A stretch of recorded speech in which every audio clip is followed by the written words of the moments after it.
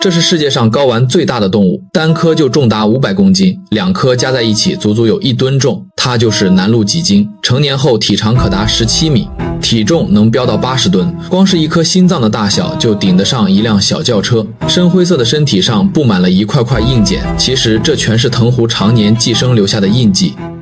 这头雌性南陆脊鲸刚刚完成了7000公里的迁徙，此刻正待在这片平静的海湾里准备分娩。由于身体实在太大了，它折腾了好一阵才把姿势调整过来。没过多久，一头10吨重的鲸鱼宝宝就顺利降生了。刚生下来的小鲸鱼胃口特别大，每天要喝掉500斤奶，这对母鲸来说是个不小的负担。不过幼崽长得很快，几天时间就能试着自己在水里活动了。一旦小鲸鱼游出了母鲸的视线范围，母鲸就会发出一阵低沉的声音，把它招回来。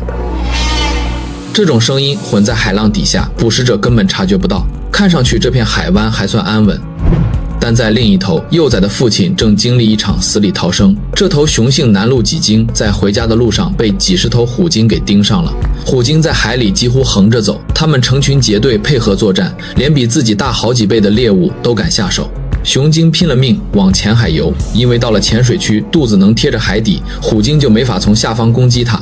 同时，它发出了低沉的求救声，运气还算不错。没过多久，另一头雄鲸听到动静赶了过来，直接加入了战斗。可虎鲸们压根不着急，他们轮番从侧面冲撞2头雄鲸，一下接一下的消耗他们的体力。雄鲸试着甩动巨大的尾巴反击，但虎鲸在水里灵活得很，轻轻松松就躲过去了。2头80吨重的大家伙并肩作战，虎鲸群对峙了一阵，发现讨不到什么便宜，最后还是扭头游走了。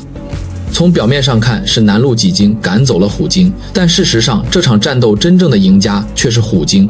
因为从一开始，这群虎鲸的目的就不是捕杀这头南陆脊鲸，而是通过它来给自己的幼崽上一堂实战训练课。根据阿根廷海洋哺乳动物研究中心 Sympaconesis 的观测研究证实，这是虎鲸独有的生存传承方式。成年虎鲸会刻意控制攻击强度，通过和大型鲸鱼对峙的低风险实战，教会幼崽团队协作、消耗猎物、规避反击的核心技能。演练目的达成后便会主动撤离，这也让我们明白了海洋里的对峙并非只为猎杀，每一场相遇背后都是生命延续族群传承的自然法则。